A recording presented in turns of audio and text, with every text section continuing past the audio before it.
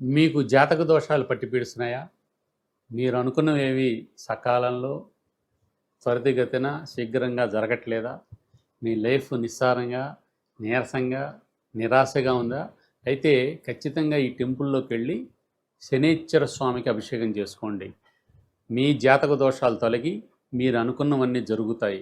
అలాగే ఇక్కడ ఉన్నటువంటి విద్యా సరస్వతి అమ్మవారిని తప్పకుండా దర్శించుకోండి అని చాలా విశ్వాసంతో చెప్తున్నారు చాలామంది భక్తులు. ఇంతకీ ఈ గుడి ఎక్కడ ఉంది? నిజంగానే అక్కడ శనీశ్వర స్వామికి అభిషేకం చేస్తే జాతక దోషాలు తొలగుతాయా? ఈ వివరాలతో కూడిన ఈ వీడియో ఇప్పుడు చూడండి. Hi my dear nice friends, ఇప్పుడు మనం వర్గల్ శ్రీ మహాసరస్వతి విద్యా సరస్వతి దేవి శనిశ్చరాలయం ప్రాంగణంలో ఉన్నాం. ఇప్పుడు మనం దర్శనానికి వెళ్ళబోతున్నాం. అత్యద్భుతమైన ఆలయం అండి ఇది. చాలామంది ఇక్కడ తమ పిల్లల చేత అక్షరాభ్యాసం చేయిస్తారు. ఇది చాలా శక్తివంతమైన మహావిద్యా సరస్వతి పీఠం. ఇక్కడ చాలా ఆలయాలు ఉన్నాయండి. లక్ష్మీ గణపతి ఆలయంతో పాటుగా శ్రీ ఉమా చంద్రమౌళీశ్వర ఆలయంతో పాటుగా ముఖ్యంగా శనిశ్చర ఆలయం ఉంది. అలాగే ఇక చెప్పనలవి కాని విధంగా విద్యా సరస్వతి దేవి అమ్మవారు ఉన్నారు. 3 అంతస్తుల్లో ఉంటారు ఆవిడ. 3 అంతస్తులు ఎక్కి ఆవిడ్ని దర్శనం చేసుకోవాలి. విద్యా సరస్వతి దేవి విద్యాధరి ఆలయం అని కూడా అంటారు. ఇది 1989లో ఒక ప్రముఖ విద్యావేత్త, ఆధ్యాత్మికవేత్త యాయవారం చంద్రశేఖర శర్మ గారు ఈ 1989లో ఇక్కడ ప్రతిష్టాపన చేయడం జరిగింది. ఆ తర్వాత 1992లో ఈ ఆలయం పూర్తయింది. ఆ తర్వాత ఇది కంచికామకోటి పీఠం ఆధీనంలోకి వెళ్ళింది. ఇప్పుడు కంచికామకోటి వారి నిర్వహణలో ఉంది. ఇక్కడ మన తెలంగాణ రాష్ట్ర ప్రభుత్వంలోనే అత్యద్భుతమైన 2 సరస్వతి దేవాలయాలు ఉన్నాయి. ఒకటి బాసర ఆలయం అయితే, రెండోది ఇక్కడ ఉన్నటువంటి వర్గల్ సరస్వతి దేవి ఆలయం. ఇక్కడ ప్రత్యేకత ఏంటంటే, ఒక చిన్న 11 సంవత్సరాల క్రితం జరిగిన సంఘటన ఏమిటో మీకు ముందు చెప్తాను. ముందైతే మనం ఆలయం లోపలికి వెళ్ళి దర్శనం చేసుకుందాం. మూల విరాట్టుల్ని, లోపల గర్భాలయాల్ని మనం వీడియో తీయకూడదు. ఆ నియమ నిబంధనలు పాటిస్తూనే మనం ఎక్స్ప్లోర్ చేసి ఈ టెంపుల్కి హైదరాబాద్ నుంచి ఏ విధంగా రావాలనేది కూడా చెప్తాను. Thank you. మీరు ఇప్పుడే మా కష్టజీవి వ్లాగ్ ఛానల్ చూస్తున్నట్టయితే దయచేసి ఈ వీడియోకి లైక్ కొట్టి, అలాగనే హైప్ చేసి మా కష్టజీవి వ్లాగ్ ఛానల్ని సబ్స్క్రైబ్ చేసుకోవాల్సిందిగా రిక్వెస్ట్ చేస్తున్నాను. ఇక్కడ విద్యా సరస్వతి అమ్మవారు 3వ అంతస్తులో ఉంటారు. మేమైతే మేము పెద్ద ప్రాంగణంలో అంటే ప్రధాన ద్వారం దాటి మేము లోపలికి వెళ్ళడంతో చాలా మెట్లు ఉన్నాయి. ఆ పైకి మెట్లు ఉండి అక్కడ సరస్వతి అమ్మవారి విగ్రహం ఉన్నటువంటి ద్వారం ఉంది. మేము అదే గర్భగుడి అనుకున్నాం. అది కాదండి, అది ఫస్ట్ ఫ్లోరు. మెట్లెక్కి 2nd ఫ్లోరు ఎక్కే టైంకి మనకి అమ్మవారు దర్శనానికి గల మెట్లు కానీ ఆ దారి కానీ కనిపిస్తూ ఉంటుంది. దాదాపుగా కింద నుంచి చూస్తే 3వ ఫ్లోరు, మనం మెట్లెక్కి వెళ్తే కనుక 2వ ఫ్లోర్గా ఉంటుంది. అది అక్కడ అమ్మవారు వేయించేస్తున్నారు. చాలా పసుపు పచ్చని కాంతితోటి, చాలా ధవళమైనటువంటి వస్త్రాలతోటి మేము వెళ్ళేటప్పటికి చాలా అద్భుతంగా ఉన్నారు అమ్మవారు. చూసి తీరవలసిందండి. ప్రతిష్ట కాదు, నిజంగా అమ్మవారు స్వయంభూగా వెలిశారు అనడానికి నిదర్శనంగా ఉంటుంది. హైదరాబాద్ నగరానికి 50 కిలోమీటర్ల దూరంలో గల వర్గల్ విద్యా సరస్వతి విద్యాధరి ఆలయం ఎప్పుడు ప్రారంభమైందో తెలుసా? 1992 ఫిబ్రవరి 16వ తేదీన ప్రారంభమైంది. ఇక్కడ స్థానిక ప్రముఖులు యాయవరం చంద్రశేఖర్ శర్మ గారు ఈ విగ్రహ ప్రతిష్ఠ జరిపించారు. ఈ ఆలయ శంకుస్థాపన 1989-90ల మధ్యలో జరిగింది.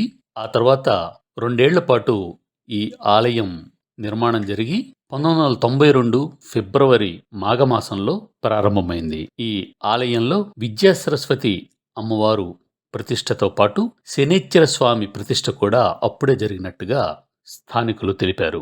యాయవరం చంద్రశేఖర శర్మ గారు ప్రారంభించిన ఈ దేవాలయం ఆ తర్వాత కంచి కామకోటి నిర్వహణలోకి వెళ్ళింది. ఈ టెంపుల్లో 1999 నుంచి శ్రీ శారదా వైదిక స్మార్త వేద పాఠశాల కూడా నిర్వహణ జరుగుతోంది.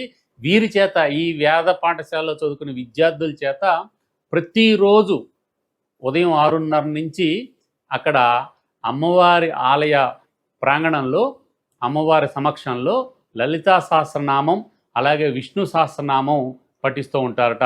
ఈ వేద పాఠశాల విద్యార్థులు ఆ సహస్రనామాల్ని అక్కడ చదువుతూ ఉండగా అమ్మవారికి ఉదయం పూటన్నటి సుప్రభాత సేవ మొదలవుతుంది.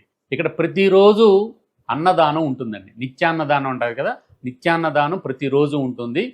ఇక్కడ అన్నదానం చేయదలుచుకున్న వాళ్ళు అంటే తమ పెళ్లి రోజును, తమ వాళ్ళ పిల్లల బర్త్డే రోజును, తమ బర్త్డే రోజును అన్నదానం వితరణ చేయదలుచుకున్న వాళ్ళు అంటే విరాళాలు ఇచ్చేవాళ్ళు కానీ, అలాగే ఇక్కడ వేద పాఠశాలకి వాళ్ళ విద్యార్థుల భోజన సౌకర్యం కోసం, వాళ్ళ భోజన వసతి కోసం విరాళాలు ఇచ్చేవాళ్ళు కానీ ఇక్కడ ఆలయంలోని కమిటీని సంప్రదించవచ్చు. వీలుంటే ఆ ఆలయానికి సంబంధించిన ప్రధాన పూజారి గారి నెంబర్ కూడా ఇస్తాను. ఇక్కడ విశేషాలు, ఇక్కడ టెంపుల్ విశేషాలు కానీ, ఇక్కడ వేద పాఠశాల వివరాలు, విరాళాలు కానీ దాని గురించి మీరు ఆయన్ని మీరు అడిగి తెలుసుకోవచ్చు అనమాట. అలాగే శనైశ్చర స్వామికి ఎప్పుడెప్పుడు అభిషేకం చేయవచ్చు అనే వివరాలు కూడా, వస్తువులు అంటే దానికి కావాల్సిన వస్తువులు ఏం కావాలనే వివరాలు కూడా ఆయన అడిగి తెలుసుకోవచ్చు.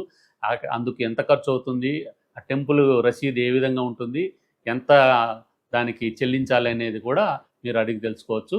నేను అడిగిన దాని మీద వారు చెప్పింది ఏంటంటే ఉదయం 6 గంటల నుంచి మధ్యాహ్నం 1 గంట వరకు ప్రతిరోజు అభిషేకం చేస్తూ ఉంటారు. అయితే తినకుండా కనీసం టిఫిన్ కూడా చేయకుండా వస్తేనే ఇక్కడ అభిషేకం చేస్తారు శనైశ్చర స్వామికి అన్నది చెప్పడం జరిగింది. ఇక్కడ మీరు చూస్తున్నట్టయితే ప్రధాన ఆలయం పక్కనే సుబ్రహ్మణ్యేశ్వర స్వామి ఆలయం ఉంటుంది. సుబ్రహ్మణ్యేశ్వర స్వామి ఆలయానికి వెనక వైపుగా శనైశ్చర స్వామి ఆలయం ఉంటుంది. ఈ శనైశ్చర స్వామి విద్యాధర్ అంటే ప్రధాన అమ్మవారి విగ్రహము. అదేవిధంగా ఇక్కడ శనైశ్చర స్వామిని 1992 నుంచే ప్రతిష్టాపన జరిగింది. అంటే అప్పటి నుంచి ఈ విగ్రహాలు అటు విద్యాధర్ అంటే విద్యా సరస్వతి అమ్మవారి విగ్రహం, శనైశ్చర స్వామి విగ్రహం ఈ రెండు కూడా 1992 నుంచే ప్రతిష్టాపన జరిగి ఉన్నాయి. అలాగే ఇక్కడ విశాలమైన ప్రాంగణంలో వల్లీ దేవసేన సమేత శ్రీ సుబ్రహ్మణ్యేశ్వర స్వామి దేవాలయాన్ని కొన్నేళ్ల క్రితమే కట్టడం జరిగింది. ఈ టెంపుల్కి అంటే ప్రధానమైన ఈ విద్యా సరస్వతి అమ్మవారి టెంపుల్కి ఎదురుగా ఒక విశాలమైన ప్రాంగణం ఉందండి. ఆ ప్రాంగణంలో కళ్యాణ శ్రీ వెంకటేశ్వర స్వామి ఆలయాన్ని శ్రీదేవి భూదేవి సమేత విగ్రహాలతో ప్రతిష్టాపన జరగడం జరిగింది. అది ఇటీవలనే ఆ కళ్యాణ వెంకటేశ్వర స్వామి దేవాలయాన్ని నిర్మించినట్లుగా చెప్తారు. అక్కడ కూడా వెళ్ళి మీరు దర్శనం చేసుకోండి.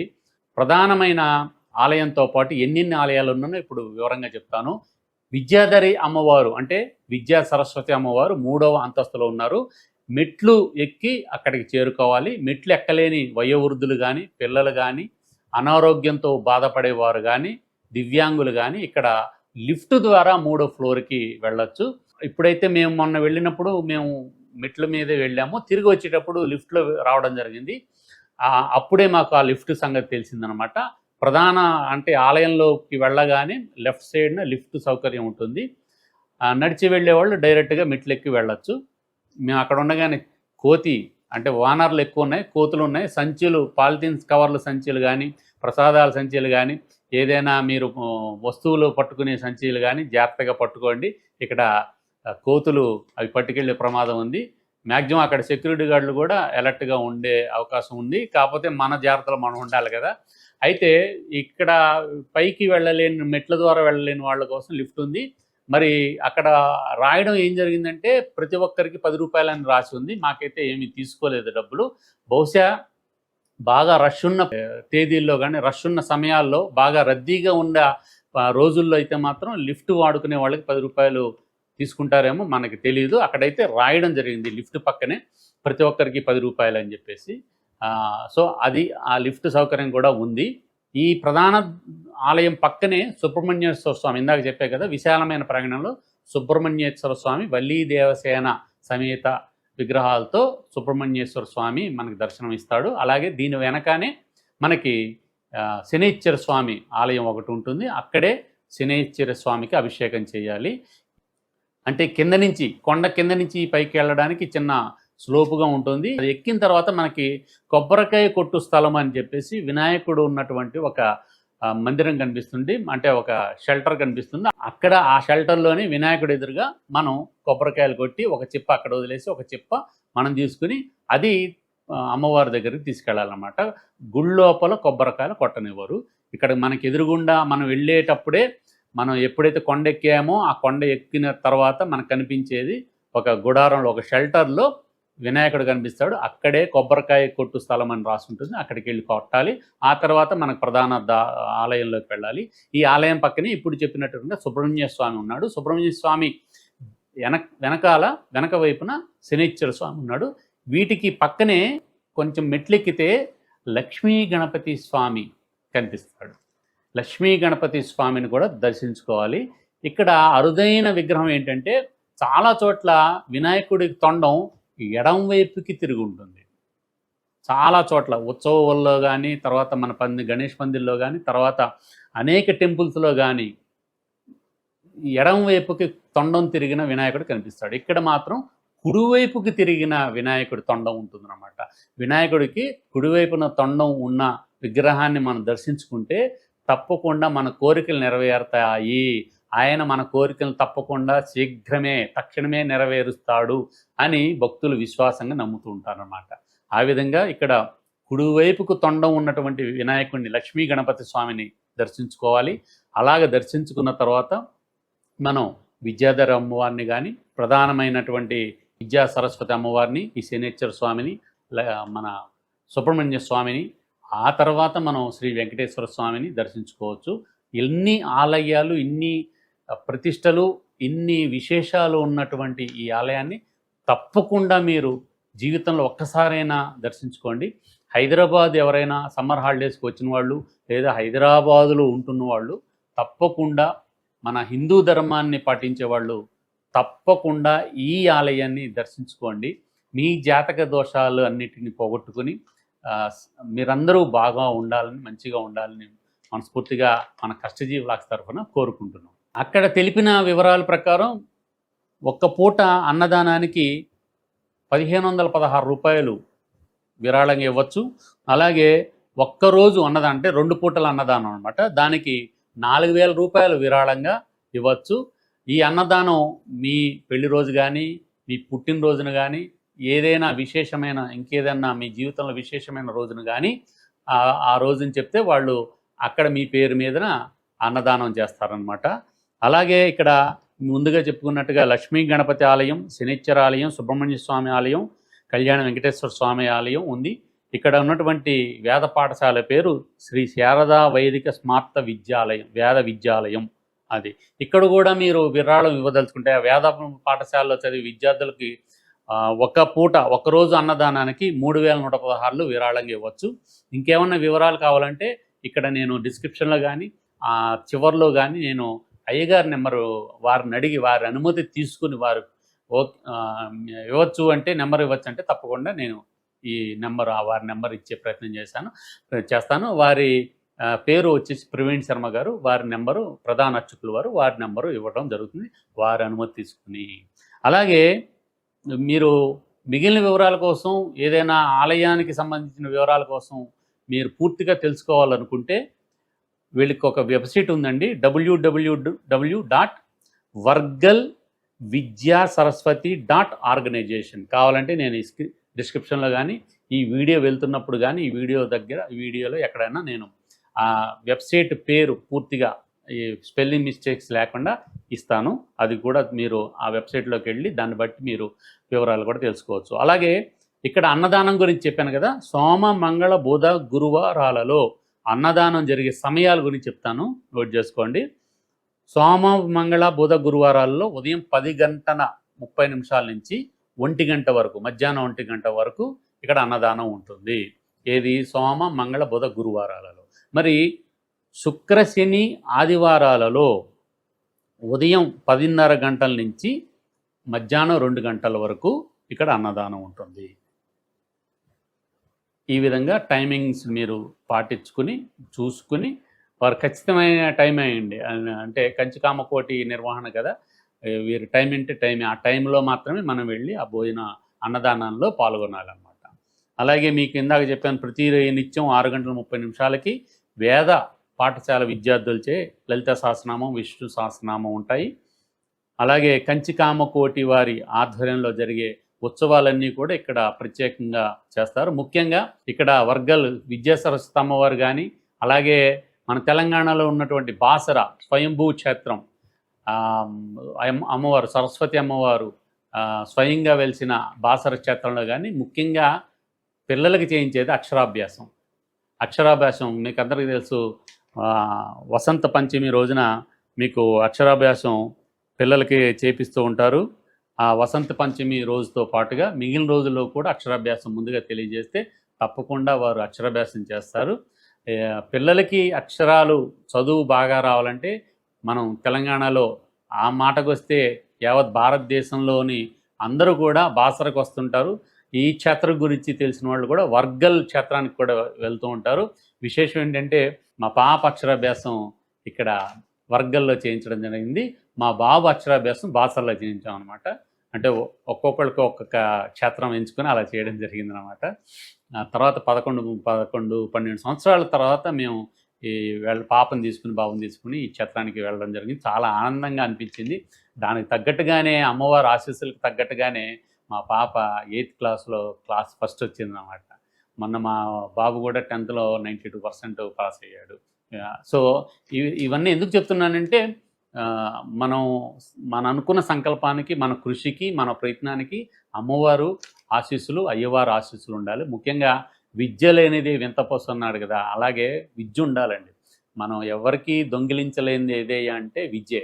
ఇల్లు దొంగిలించవచ్చు, అంటే కబ్జా చేయొచ్చు, ఈ ఇళ్ళని లూటీ చేయొచ్చు, అలాగే మనకున్న ఆస్తుల్ని చేయొచ్చు, కార్లను చేయొచ్చు, ఏదైనా చేయొచ్చు. కానీ ఏదైనా దొంగిలించుకోపోవచ్చు. కానీ మన బట్టలు కూడా దొంగిలించుకోపోవచ్చు. కానీ మన పర్సులు, డబ్బులు దొంగిలించుకోపోవచ్చు. కానీ మన నుంచి దొంగిలించడానికి ఇంచిత్తు కూడా ఆస్కారం లేనిది చదువు.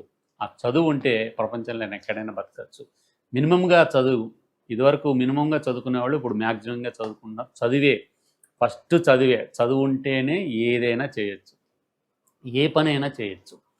అందుకనే ఆ చదువుకి నాంది ప్రస్తావన ఇలాంటి అమ్మవారి ఆశీస్సులు అన్నమాట. మనం చదువుతాం, అమ్మవారి ఆశీస్సులు ఉంటే మరింత బాగా చదువుతాం అని నమ్ముతో, ఆ నమ్మకం ఉంటేనే ఏదైనా నమ్మకమేనండి. సంకల్పం, నమ్మకం ఉంటే ఏదైనా సాధ్యం చేయవచ్చు. అసాధ్యం కానిది ఏదీ లేదు.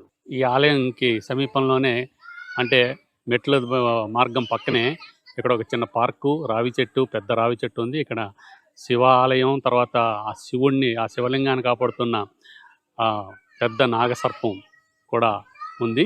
అలాగా ఇక్కడ శిల్పాలు ఏర్పాటు చేయడం జరిగింది. పిల్లలు ఆడుకోవడానికి ఇవన్నీ పెట్టారు. పిల్లలు చూడండి, వేసవి సెలవులు కదా, పిల్లలు వచ్చి ఆడుకుంటున్నారు. ఈరోజు బుధవారం, కొంచెం రష్ పెద్ద అంతగా లేదని చెప్పాలి. ఎవరైతే సెలవుల్లో ఉన్నారో ఈ గుడి గురించి తెలిసిన వాళ్ళు ఇక్కడికి వచ్చి దర్శనం చేసుకుంటూ ఉంటారు అన్నమాట. ఇదంతా ఆలయం ప్రాంగణం, చాలా సువిశాలమైన ఆలయ ప్రాంగణం. ఇక్కడ శనిశ్చర ఆలయం కూడా ఉండడం అనేది ఒక విశేషం. ప్రత్యేకంగా జాతక దోషాలు ఉన్నవాళ్ళు, జాతకంలో ఏమైనా అనుకూలం లేని గ్రహాలు తోటి బాధపడుతున్నవారు ఇక్కడ నవగ్రహాల సమేతంగా అన్నిటికీ మూలపురుషుడైనటువంటి అన్ని గ్రహాల బీడలు పోదే విధంగా అన్ని గ్రహాల్లోకల్లా పీడాగ్రహం శనిగ్రహం అంటారు. ఆ శనిగ్రహం తాలూకు ఏమన్నా గ్రహదోషాలు ఉంటే పోగొట్టుకోవడానికి ఇక్కడ ఉన్నటువంటి శనిశ్చరాలయానికి వెళ్ళి ప్రతిరోజు ఇక్కడ అభిషేకం చేసుకోవచ్చండి. 1 గంట లోపల, మధ్యాహ్నం 1 గంట లోపల ప్రతిరోజు ఇక్కడ అభిషేకాలు ఉంటాయి. ఇక్కడే అన్ని పూజ సామాగ్రిలు దొరుకుతాయని అంటున్నారు. అక్కడ ప్రవీణ్ శర్మ గారు అని చెప్పేసి అయ్యగారు ఉన్నారు. వీలుంటే ఆ అయ్యగారి నెంబర్ కూడా మీకు ఇక్కడ నేను డిస్క్రిప్షన్లో కానీ వీడియో చివరిలో కానీ అందజేస్తాను. పూర్తి వివరాలకు వారిని మీరు సంప్రదించవచ్చు.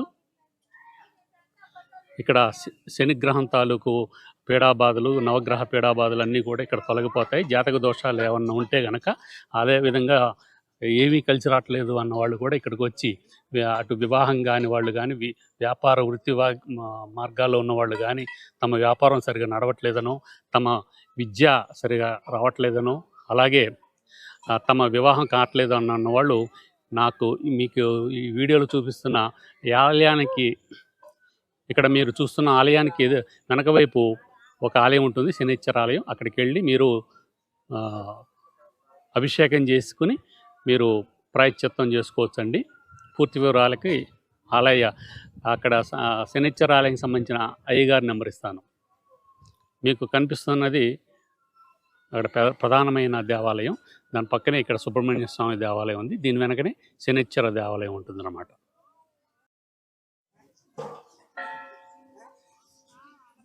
ఆలయం కింద నుంచి పైకి ఎక్కగానే ఈ మార్గం గుండా మనం పైకి రావాల్సి ఉంటుంది. వాహనాలు ఉన్న వాళ్ళ కింద కార్లు వెహికల్స్ అన్ని కింద ఆఫ్ చేసుకొని ఇలా పైకి వస్తే మనకి ఎదురుగుండా ఇక్కడ వినాయకుడు కనిపిస్తాడండి. ఇక్కడ వినాయకుడి దగ్గరే అందరు కొబ్బరికాయలు కొట్టాలి. లోపల కొబ్బరికాయలు కొట్టకూడదు. ఇక్కడే కొబ్బరికాయలు కొట్టి ఒక చిప్ప ఇక్కడ వదిలేసి అక్కడి నుంచి మీకు కనిపిస్తున్న ఈ ప్రధాన గోపురం ద్వారా 3 అంతస్తులో ఉన్న విద్యాధరి అంటే సరస్వతీదేవి అమ్మవారిని దర్శించుకోవచ్చు అన్నమాట. వెళ్ళగానే మీకు పెద్ద గంట కనిపిస్తుంది. ఆ గంట కొట్టే వాళ్ళు కొట్టచ్చు. ఆ పెద్ద గంట కొట్టి లోపలికి వెళ్ళాలి. అక్కడ పైకి 3 అంతస్తులు నడవలేని వాళ్ళకి, వృద్ధులకి, పిల్లలకి, ఎవరైనా అనారోగ్యంతో బాధపడుతున్న వాళ్ళకి లిఫ్ట్ ఉందండి. ఆ లిఫ్ట్ నుంచి 3వ అంతస్తుకి వెళ్ళచ్చు. దీని పక్కనే ఉన్నది సుబ్రహ్మణ్య స్వామి ఆలయం, అలాగే శనైశ్చర ఆలయం ఉంటుంది. అలాగే లక్ష్మీ గణపతి ఆలయం కూడా ఉంటుంది. లక్ష్మీ గణపతి ఆలయాన్ని కూడా దర్శించుకోవచ్చు. అదేవిధంగా ఈ పక్కనే చంద్రమౌళీశ్వర స్వామివారి అంటే శివాలయం కూడా ఉంటుందన్నమాట. మీకు కనిపిస్తున్న ఆ గుడికి పక్కగా అంటే కుడి చేతి వైపుగా మీరు చూస్తున్నట్టే మీరు ఈ వీడియో చూస్తున్నట్టయితే లెఫ్ట్ సైడ్ మీరు ఈ వీడియో చూస్తున్న వాళ్ళు ఎడమ చేతి వైపుగా కనిపించేది ఆఫీసు కార్యాలయం. అదేవిధంగా మీరు ఈ వీడియో చూస్తున్నట్టయితే ఈ వీడియో పక్కన అంటే లెఫ్ట్ సైడ్ మీ ఎడమ చేతి వైపుగా ఉన్నది ఆఫీసు కమిటీ వారి గది అన్నమాట. ఆ వసతికి సౌకర్యం ఉంటుంది. అక్కడే అన్నదానం కూడా నిర్వహిస్తూ ఉంటారు. అలాగే ఇక్కడ కళ్యాణ వెంకటేశ్వర స్వామి దేవాలయం కూడా ఉందండి. ఇక్కడికి వచ్చిన వారు, వర్గలు వచ్చిన వారు, విద్యా సరస్వతి శనైశ్చర ఆలయం చూసిన వారు ఇక్కడ కళ్యాణ వెంకటేశ్వర స్వామి దేవాలయాన్ని కూడా చూడొచ్చు. ఇక్కడ కూడా శ్రీదేవి భూదేవి సమేత కళ్యాణ వెంకటేశ్వర స్వామి కన్నుల పండుగగా భక్తులకు దర్శనమిస్తూ ఉంటారు. అక్కడ గర్భాలయంలో కూడా మనం వీడియో తీయడానికి ఉండదు కాబట్టి నేను ఈ విధంగా మీకు చూపించడం జరుగుతోంది. ఇక్కడ పెద్ద బోర్డు ఉంది. శ్రీ విద్యాధరి క్షేత్రం, శ్రీ విద్యా సరస్వతి శనైశ్చర ఆలయం, వర్గల్, కంచి కామకోటి పీఠం వారి ఆధ్వర్యంలో విశేష ఉత్సవ సమాచార సూచిక 2026. ఈ 2026లో జరిగే ప్రత్యేక మహోత్సవ వివరాలు, దేవాలయం జరిగే మాసోత్సవాలు, శాశ్వత పూజలు, నిధులు, ఆ విధంగా ఇక్కడ పెద్ద బోర్డు మీద రాయడం జరిగింది. ఆ విధంగా నేను ఆ బోర్డుని మీకు సెపరేట్గా నేను డిస్క్రిప్షన్లో కానీ లేదంటే ఈ వీడియోలోనే ఒక ఫోటో రూపంగా అందజేసే ప్రయత్నం చేస్తాను. ఇంతకీ ఇప్పుడు హైదరాబాద్ నుంచి ఏ రూట్లో వెళ్ళాలి అనే డౌట్ చాలామందికి ఉంటుంది. ఈ టెంపుల్కి, ఈ వర్గల్ టెంపుల్కి మీరు హైదరాబాద్ జేబీఎస్ నుంచి ప్రతి 5-10 నిమిషాలకి బస్సు ఉందండి. డైరెక్ట్గా సికింద్రాబాద్ టు వర్గల్ అని చెప్పేసి, జేబీఎస్ టు వర్గల్ అని చెప్పేసి బస్సులు ఉంటాయి. అక్కడి నుంచి మీరు 1 గంట ప్రయాణం చేసి, ఇది హైదరాబాద్కి అక్కడి నుంచి చెప్తే 49-50 కిలోమీటర్ల దూరం ఉంటుంది. మీరు గంటంబావులో ఇక్కడికి డైరెక్ట్గా రావచ్చు. ఇది సిద్దిపేట కరీంనగర్ వెళ్ళే హైవేలో ఉంటుందన్నమాట. మీరు ఓఆర్ఆర్ నుంచి అటు ఎల్బీ నగర్ నుంచి కానీ అంటే రామోజీ ఫిల్మ్ సిటీ దగ్గర నుంచి కానీ మిగిలిన ఓఆర్ఆర్ నుంచి ఏ ఓఆర్ఆర్ ఎక్కినా కానీ ఎగ్జిట్ నెంబర్ 7 గుర్తుపెట్టుకోండి. ఎగ్జిట్ నెంబర్ 7లో దిగితే అంటే షామీర్పేట రోడ్ అనమాట. ఆ షామీర్పేటలో ఓఆర్ఆర్ ఎగ్జిట్ నెంబర్ 7లో దిగితే మీరు డైరెక్ట్గా కరీంనగర్ సిద్దిపేట రోడ్డుకి జాయిన్ అవుతారు. అక్కడి నుంచి మీరు ప్రయాణం చేస్తే ఒక 30 కిలోమీటర్ల దూరంలో గౌరారం అనే గ్రామానికి ముందే, గౌరారం అనే గ్రామం రాకముందే లెఫ్ట్లో ఒక కమాన్ అంటే ద్వారబంధం మీకు కనిపిస్తూ ఉంటుంది. అక్కడ శ్రీ వర్గల్ విద్యా సరస్వతి అమ్మవారి వెళ్ళే దారిని రాసుంటుంది. నేను అక్కడ ఆగి నేను ఆ ద్వారబంధాన్ని అంటే ఆ కమాన్ని కూడా నేను వీడియో తీయడం జరిగింది. అది మీరు ఇక్కడ చూడవచ్చు. అక్కడ లోపల నుంచి వెళ్తే దాదాపుగా 3, 4 లేదా 5 కిలోమీటర్ల దూరంలోనే మీరు వర్గల్ చేరుకోవచ్చు. ఈజీగా మీకు బోర్డు కూడా ఉంటుంది. ఆ వర్గల్ నుంచి ఆ గ్రామం నుంచే మీకు అలా సరాసరి వెళ్తే మీకు టెంపుల్ మీకు కనిపిస్తూనే ఉంటుంది. అక్కడ మీకు వేణుగోపాల్ స్వామి ఆలయం కూడా ఉంటుంది రైట్ సైడ్లో. దాన్ని మించి లెఫ్ట్లో, దాన్ని దాటి లెఫ్ట్లోకి వెళ్తే ఇక్కడ అమ్మవారి టెంపుల్కి డైరెక్ట్గా చేరుకోవచ్చు. అక్కడ బోర్డ్స్ కూడా ఉంటాయి, నో ప్రాబ్లం. ఇది వర్గల్ మండల కేంద్రము. ఇది సిద్దిపేట జిల్లాలో ఉంది, మన తెలంగాణ రాష్ట్రంలో. ఇటు మన తెలంగాణ ప్రజలు కానీ, ఇటు మన తెలుగు ప్రజలు కానీ, ఎవరైనా కానీ ఇక్కడ హైదరాబాద్ వచ్చి మీరు ఈ టెంపుల్కి చేరుకోవచ్చు. మీరు ఓఆర్ఆర్ నుంచి కారులో వస్తుంటే ఓఆర్ఆర్ నుంచి ఎగ్జిట్ నెంబర్ 7లో దిగాలి, మర్చిపోవద్దు. మొన్న నేను మర్చిపోయి 5లో దిగడం, అంటే మేము 6లో మేడ్చల్లో ఉన్నాం కదా, 6 ఎక్కి 5లో దిగాం, కొంచెం పొరపాటు అయింది. మళ్ళీ చుట్టూ తిరిగి మళ్ళీ వచ్చి ఓఆర్ఆర్ ఎక్కి 7లో దిగాం. అదనమాట విషయం. అలా జరుగుతుంటే అందుకనే పర్టికులర్గా మీకు చెప్పడం జరుగుతుంది. 7లో దిగండి, దిగి గౌరారం రాకముందే వర్గల్ చేరుకుని, వర్గల్ క్రాస్ రోడ్ నుంచి వర్గల్ చేరుకుని అమ్మవారి దర్శనం చేసుకోండి. శ్రీమాత్రే నమః. మీరందరూ కూడా ఈ వేసవి సెలవుల్లో ఎప్పుడైనా ఇంకా అయిపోతున్నాయి, త్వరలోనే స్కూల్స్ కాలేజీలు తెరిచే సమయం ఆసన్నమైంది మిత్రమా, సమయం లేదు మిత్రమా అని అనుకుంటూ మీరు ఇటు వర్గల్ క్షేత్రానికి వెళ్ళండి. మీకేమన్నా జాతక దోషాలు, మీకేమన్నా వృత్తి వ్యాపారాలు ఇవన్నీ బాగా ఉండాలంటే, జాతక దోషాలు తొలగి మంచిగా ఉండాలంటే ఒకసారి శనీశ్వర స్వామికి ఇక్కడ అభిషేకం చేయించుకోండి. భక్తులు చాలా విశేషంగా నమ్ముతారు, వాళ్ళకి మంచి జరిగిందని మాతో కూడా చెప్పడం జరిగింది స్థానికులు. మీరు కూడా వెళ్ళండి. మరోసారి మీ అందరికీ కూడా మా హృదయపూర్వక ధన్యవాదాలు తెలియజేస్తూ, ఈ వీడియో నచ్చినట్టయితే లైక్ చేయండి. అదేవిధంగా హైప్ ఉంటుంది, హైప్ బటన్ కూడా నొక్కండి. అలాగే ముందుగా సబ్స్క్రైబ్ అవ్వండి మా కష్టజీవి వ్లాగ్ ఛానల్ని. మరింత మందికి ఈ వీడియోలు చేరవేసేందుకు మాకు ఉత్సాహంగా ఉంటుంది, మరిన్ని వీడియోలు చేయడానికి మాకు ఉత్సాహంగా ఉంటుంది. మరోసారి మీ అందరికీ ధన్యవాదాలు తెలియజేస్తూ మరొక ఇంట్రెస్టింగ్ వీడియోతో మళ్ళీ కలుద్దాం. అంతవరకు మీరు క్షేమంగా ఉండండి, నవ్విస్తూ ఉండండి. నవ్వు అనేది 4 విధాలు కాదు, 40 విధాలు కాదు, 400 విధాల గ్రేటు. నవ్వుతోనే ఉంటే ఆరోగ్యం బ్రహ్మాండంగా మన చెంత చేరుతుంది, అనారోగ్యం మన చెంత చేరదు, మన దరి చేరదు అనమాట. సో నవ్వుతూ ఉండండి, నవ్వును లవ్వండి అని మనం చేస్తూ మరోసారి మరొక ఇంట్రెస్టింగ్ వీడియోతో మళ్ళీ కలుద్దాం. నమస్తే, జై హింద్.